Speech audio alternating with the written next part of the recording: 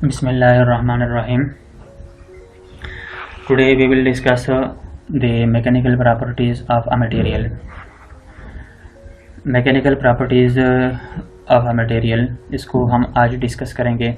ये बहुत ज़्यादा अहम टॉपिक है, सो आपसे रिक्वेस्ट की जाती है कि इसको एंड तक देखिए, क्योंकि आपको पूरा पता चल सके कि स्ट्रेंथ और स्टिफनेस में क्या फ़र्क है, इलास्टिसिटी प्लास्टिसिटी में क्या फ़र्क है, हार्डनेस क्या चीज़ होती है, ब्रिटलनेस क्या चीज़ होती है, डक्टिलिटी क्या चीज़ होती है। ये बहुत ज़्यादा अहम है। इंटरव्यू में जो है ना इसके बारे में पूछते हैं। सब में जो है थोड़ा थोड़ा डिफरेंस है, लेकिन आपने इसको याद रखना है और आपको एग्जैक्ट पता होना चाहिए कि what the actual differences between these are. Okay, so start करते हैं स्ट्रेंथ से। अभी आपसे कोई पूछे कि strength, what is the difference between strength and stiffness, तो आपको ये याद होना चाहिए the ability of a material to resist breaking. Okay, material की एबिलिटी, वो एबिलिटी के ब्रेकिंग को रेजिस्ट कर सके, ब्रेकिंग, ओके, उसमें ब्रेकिंग पैदा ना हो सके, उसको बोलते हैं स्ट्रेंथ। स्टिफनेस क्या चीज़ है? The ability of a material to resist deformation. Okay, अब मटेरियल है उसका जो है ना उसके डिफॉर्मेशन को, इसमें जो है ना बेंडिंग मोमेंट यानी डिफॉर्मेशन, ओके, डिफॉर्मेशन को रेजिस्ट कर सके, तो उसको बोलते हैं स्टिफनेस। इसकी यूनिट है न्यूटन पर एमएम। यानी ऐसे होता है कि यूनिट डिफॉर्मेशन हम लेते हैं, उस पर जो है ना फोर्स अप्लाई करते हैं और फिर उसकी स्टिफनेस देखते हैं, ओके, या उसका जो है ना मटेरियल पे यूनिट लोड लगाते हैं, यूनिट लोड, और फिर देखते हैं कि हमारे पास इसका डिफॉर्मेशन कितना है, तो फिर उस हिसाब से हम बोलते हैं कि यार इसमें स्टिफनेस ज़्यादा है और इसमें स्टिफनेस कम है। स्टील की स्टिफनेस बहुत ज़्यादा है क्योंकि उसमें इलास्टिसिटी ज़्यादा होती है, और कंक्रीट की स्टिफनेस जो है वो बनिस्बत स्टील की कम होती है। Okay, hardness, the ability of a material to resist abrasion. Okay, एक मटेरियल है उस पर एब्रेशन जो है क्या चीज़ होती है? एक सरफेस है, उस पर लोग मतलब जाते हैं तो उसमें फ्रिक्शन पैदा होती है between pairs of people and the surface. Okay, उसमें जो है ना फ्रिक्शन पैदा होती है और फिर उस फ्रिक्शन की वजह से एब्रेशन पैदा होती है। तो उस एब्रेशन को रेजिस्ट करने के लिए जो है हम हार्डनेस टेस्ट करते हैं, हार्डनेस टेस्ट, और हम फाइंड करते हैं कि इस मटेरियल की हार्डनेस क्या है।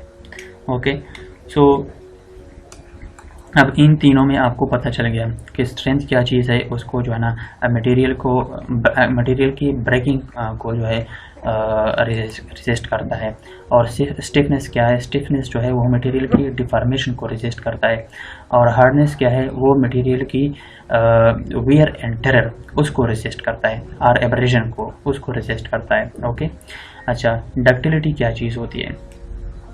Ductility, permanent deformation of a material before it breaks. सही ना, एक मटेरियल है वो उसकी हम डक्टिलिटी चेक करते हैं कि ये कितना डक्टाइल है। सही ना, कुछ मटेरियल जो है ना वो उसमें डक्टाइल क्वालिटीज नहीं होती है। नहीं, फॉर एग्जांपल कंक्रीट जो है उसमें वो ब्रिटल होता है, उसमें डक्टिलिटी नहीं होती मटेरियल। अच्छा, स्टील जो है उसमें फिर डक्टाइल क्वालिटी होती है, तो फिर जो है ना हम उसमें परमानेंट डिफॉर्मेशन आती है बिफोर इट ब्रेक्स। सही ना, एक चीज़ जो है वो मतलब कंक्रीट जो है वो ब्रिटल है, उसमें परमानेंट डिफॉर्मेशन जो है ना नहीं आती, वो फिर आपको वार्निंग नहीं देता, और स्टील जो है वो फिर आपको वार्निंग देता है, आपको डिफॉर्मेशन शो करते हैं कि आप जो है ना इस चीज़ से निकल जाओ, यानी रूम में है तो आपको वो डक्टिलिटी शो करता है कि आप इससे बस निकल जाओ, ये जो है ना फेलियर के करीब है। अच्छा, इट हैज़ नो यूनिट्स, इसकी कोई यूनिट नहीं होती। It may be expressed as percent elongation और percent area reduction from a tensile test. Ductility जो है वो strain ultimate divide by strain yield होती है। सही ना, अच्छा, इलास्टिसिटी क्या चीज़ है? It is a property by which a material change its shape when load is applied and will regain its shape when load is removed. ये जो है ना मटेरियल की प्रॉपर्टी है, जब आप उस पर जो है फोर्स अप्लाई करते हैं तो उसकी शेप जो है चेंज होती है। अब अगर आप जो है वो फोर्स हटा लेते हैं तो फिर वो अपनी वापस जगह पे आ जाती है, तो इसको बोलते हैं इलास्टिसिटी।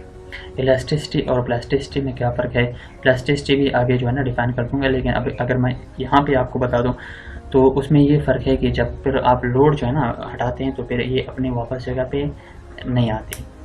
और इलास्टिक मटेरियल जो है वो अपने वापस जगह पे आ जाती है। Okay, it is measured in terms of young modulus और मॉडुलस ऑफ इलास्टिसिटी।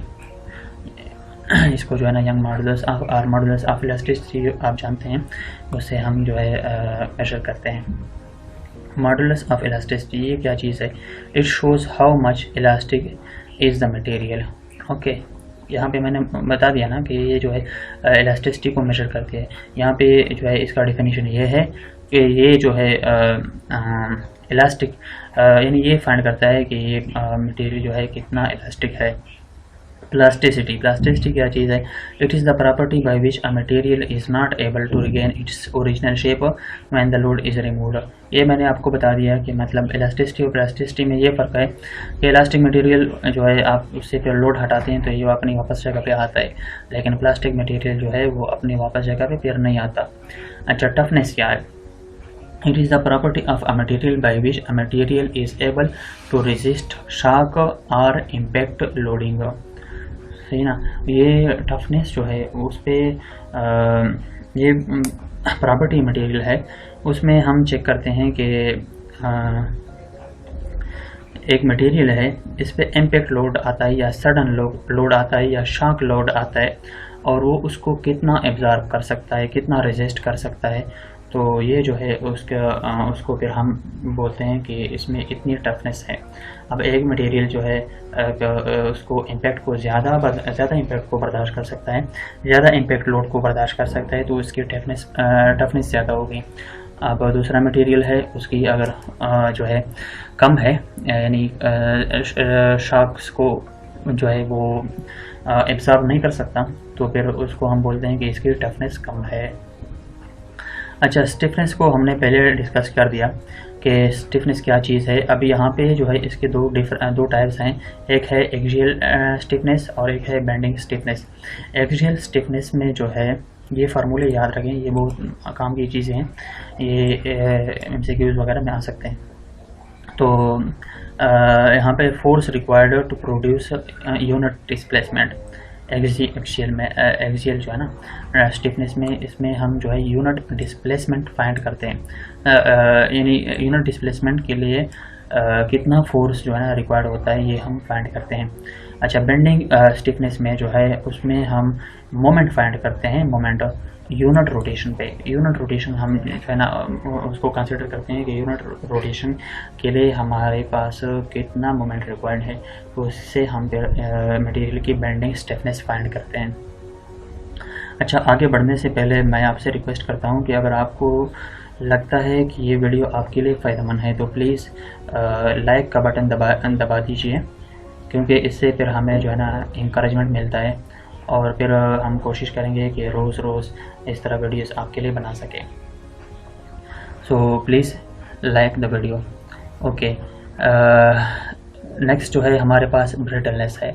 अब ब्रिटलनेस क्या है, वो डक्टिलिटी को तो मैंने बता दिया। ओके, यहाँ पे ब्रिटलनेस बताता हूँ, material which do not have any elastic और plastic limit and directly rupture without any deformation. Okay, तो ये है मटेरियल ब्रिटलनेस।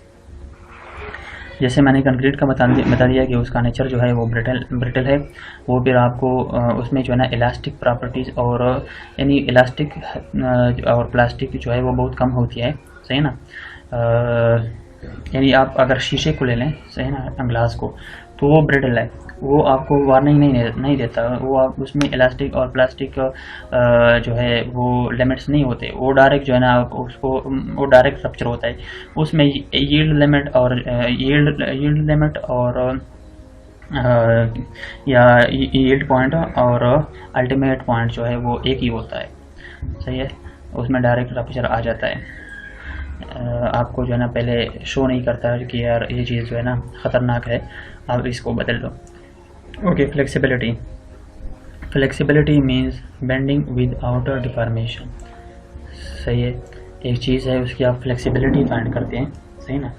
फ्लेक्सिबिलिटी तो उसमें ये है कि फ्लेक्सिबिलिटी में एक चीज़ जो है वो बेंड तो होता है लेकिन डिफॉर्म नहीं होता, सही है ना। आपको अगर समझ आ रही है ना कि अगर फॉर एग्जांपल एक वायर है, वायर तो उसको हम बेंड करते हैं, सही है ना, बेंड करते हैं तो बेंड तो होता है, उसमें फ्लेक्सिबिलिटी ज़्यादा है लेकिन डिफॉर्म नहीं होता। डिफॉर्म मतलब उसका जो है ना वो जो डायमीटर होता है या मतलब एरिया होता है वो कम या ज़्यादा नहीं होता। ओके, उसमें कुछ वेरिएशन नहीं आता, फिर भी मतलब ये बेंड होता है, तो ये इसकी प्रॉपर्टी है flexibility. So it was all about the mechanical properties of material. I hope कि आपके लिए ये बहुत ज़्यादा फ़ायदेमंद होगा, टेस्ट के हवाले से भी और इंटरव्यू के हवाले से भी। मैं रोज़ रोज़ ऐसे वीडियोस बनाता हूँ, तो आप जो है दूसरी वीडियो प्लेलिस्ट में जाके आप दूसरी वीडियो भी देख सकते हैं। Thanks for watching. अल्लाह हाफिज़।